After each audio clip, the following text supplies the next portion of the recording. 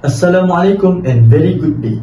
We are Group 2. Our presentation focus on tax current issue affecting banking institutions, specifically the tax treatment of loan impairment and bad debts. This topic is highly relevant because banks manage large loan portfolios and differences between accounting and tax treatment significantly affect taxable income, financial performance, and regulatory compliance.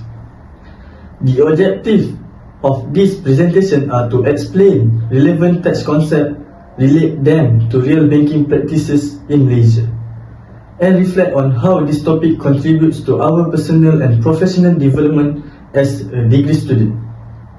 As a group, we are independently research the difference between aspects of this topic, had structured discussion and coordinated findings to ensure equal participation and shared responsibility among all members.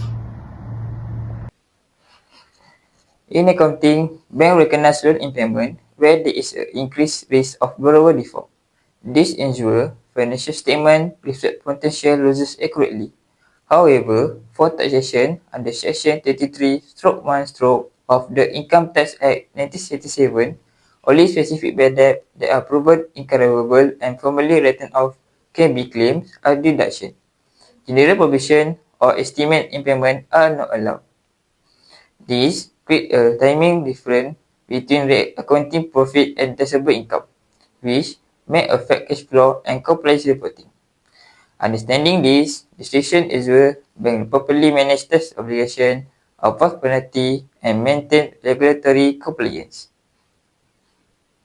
After the COVID-19 loan moratorium, many banks experienced an increase in non-performing loans, leading to higher impairment provisions in financial statement.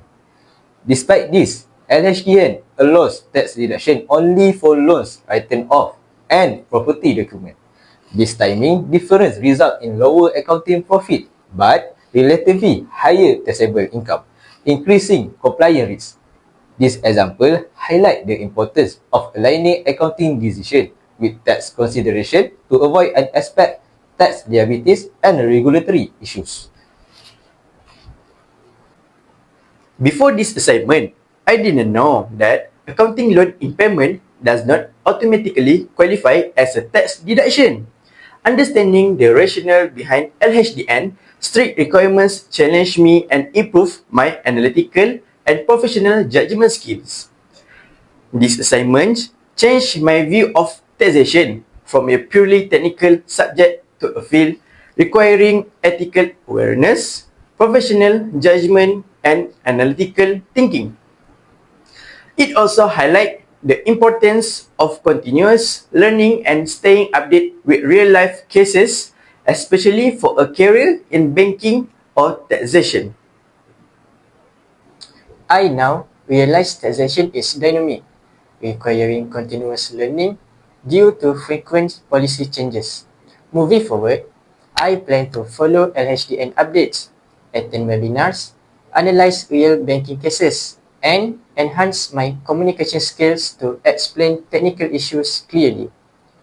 This experience reinforced my commitment to becoming a competent professional in accounting and taxation. So for now, let's watch our roleplay as an example. Get in.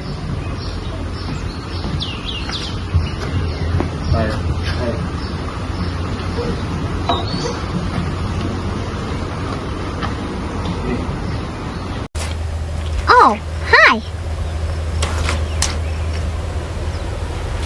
Wait a minute. Who are you?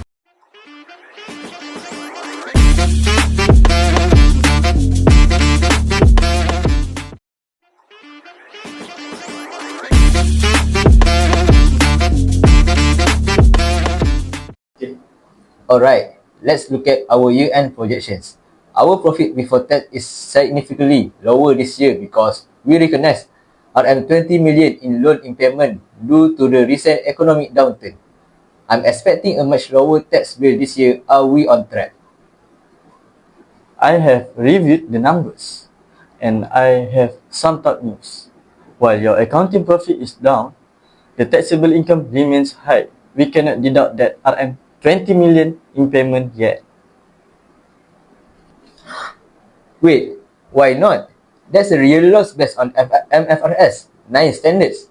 We are required by accounting law to recognize those impairment to show a true and fair view. You are right for accounting, but for taxation, LHDN follows Section 33 subsection 1 of the Income Tax Act 1967. They view this impairment as general provision, essentially just an estimate of future losses. For a tax deduction, the debt must be a specific bad debt. So, you are saying LHDN only cares if the money is officially gone. What defines a specific bad debt in their eyes? Exactly. We must prove that the debt is irrecoverable. We need documentation showing we have issued letters of demand, attempted legal action, or that the borrower has gone into liquidation. Without that paper trail, LHDN will add back that RM 20 million to our taxable income, and we will end up paying tax on money we haven't actually collected. Oh, this creates a huge cash flow strain. We are reporting less profit to shareholders, but paying more tax to the government is a double-edged sword. It is. That's why our next step is to filter the portfolio. We need to identify which loans are truly dead and formally write them off before the financial year ends.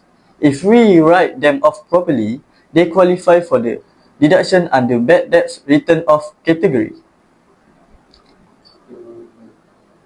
Oh, I see. This assignment has really opened my eyes. I used to think accounting and tax were the same, but the timing difference are where the real risk lies. We need to be more proactive in our tax planning. You are absolutely correct. Professional judgment isn't just about the following MFRS. It is about navigating the strict legal requirement of the Income Tax Act to protect the bank's financial position. Okay, friends.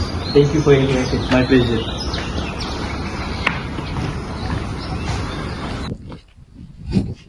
In conclusion, the tax treatment of loan impairment and bad debt is a critical issue for banking institutions.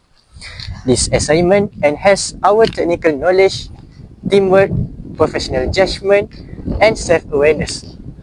We are now better prepared to handle real-world taxation, challenge responsibly and competently. And that's all from us. Thank you for your attention. Oh boy.